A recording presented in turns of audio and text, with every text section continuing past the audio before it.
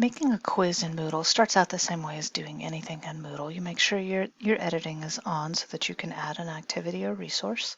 You go to the location where you'd like to put the exam or quiz or whatever it is, add an activity or resource, and you come to quiz and there, add, and you give it a name. The description would be any instructions or other information you want for the students. And then I'm going to expand all.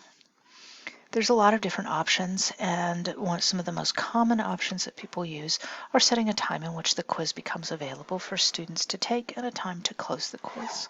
So we would set enable and enable. Obviously, this would need to be some spread of time apart. Please keep in mind this is 24-hour time. That's helpful if you meant it to be open from 1 to 3. Please don't choose the 1 and the 3 because you're going to end up with 1 a.m. to 3 a.m. All right, if you choose to create a time limit, so they can take it anytime they want between 2:15 and 4:15, but they only have half an hour to do it, you would enable this, keeping in mind, of course, that this will trump this, which means if they start at 10 minutes before 4:15, if they start at 4:05, then they don't get 30 minutes, they only get the 10 minutes because they can't submit it once it's closed. So just something to keep in mind with the time limit. When time expires, open attempts submitted automatically.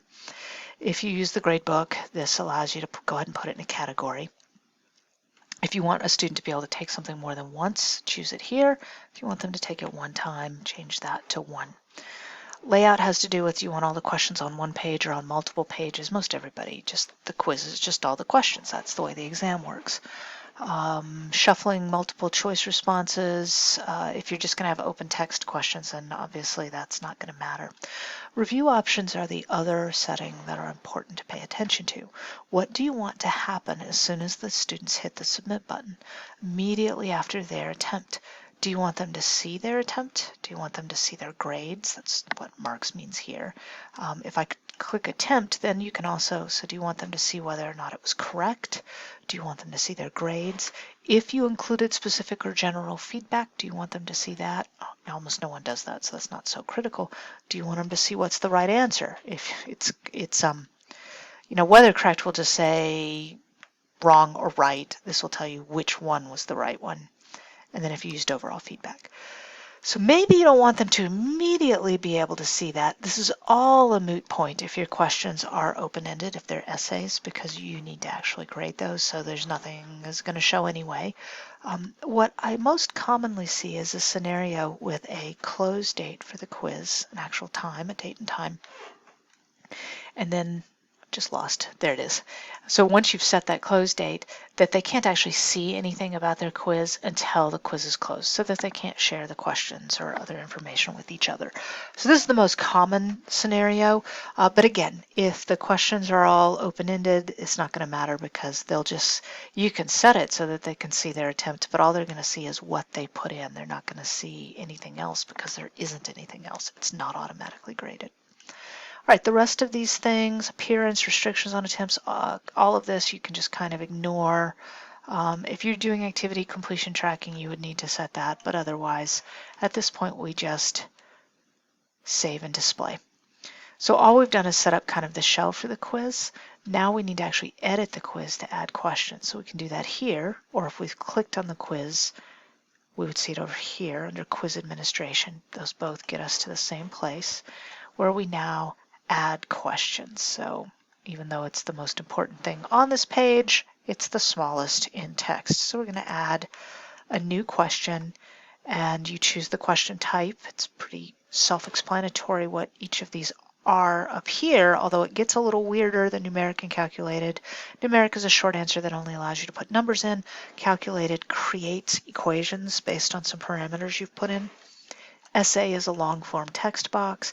Match, all of these are kind of what they look like. Calculated, multi-choice, and simple, ignore, that's weird. So you can play around with those questions as wanted.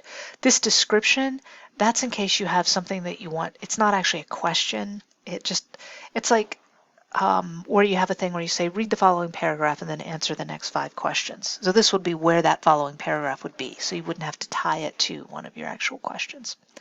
But I picked essay. I'm going to click add. The difference between an essay and a short answer is 1 line, and an essay is many lines as you want.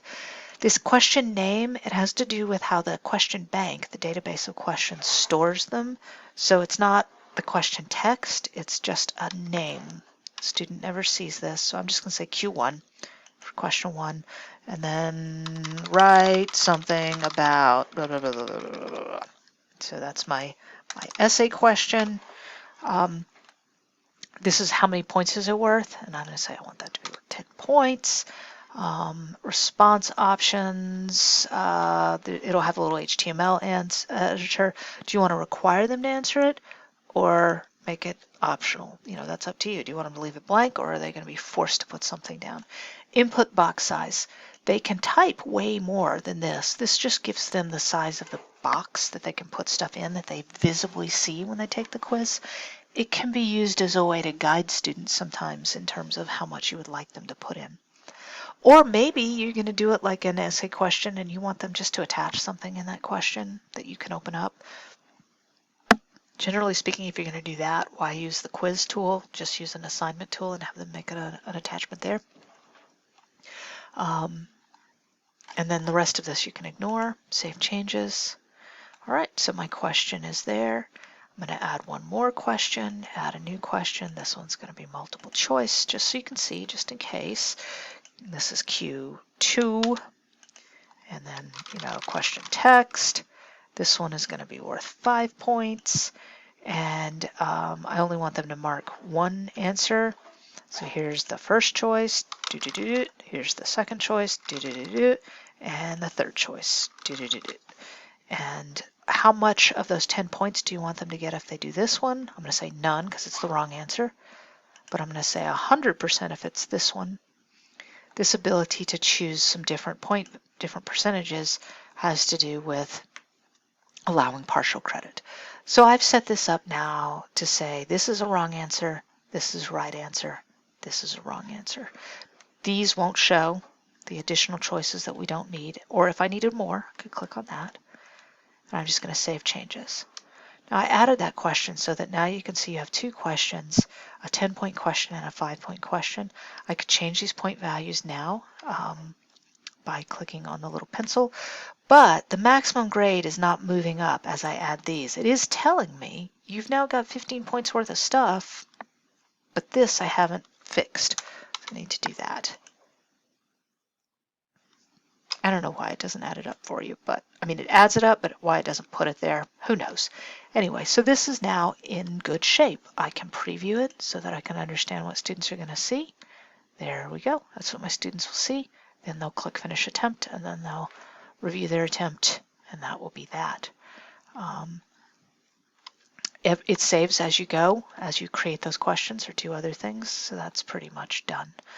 If I need to go back and change some basic settings for the quiz itself, I come to Edit Settings. If I need to go back and change questions, I go to Edit Quiz. I can look at the results here, grades and responses. Manual grading is very nice if you've got essay questions.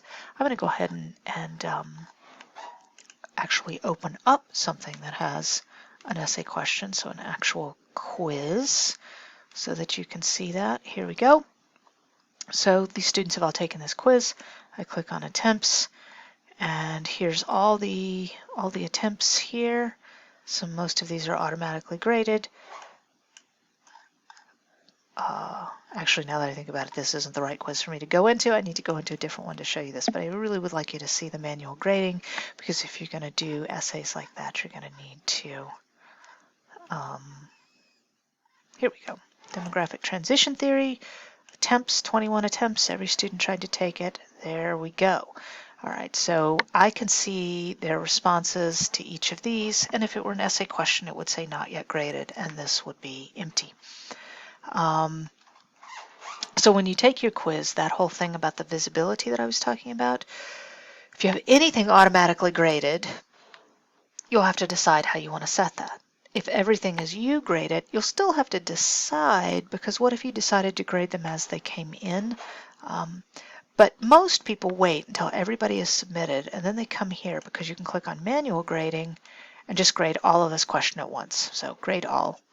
And I want, I've got 21 students, so I want all 21, and I want them in order of the student's last name. That randomly is there so that, you're a little bit less tied into what the students are doing.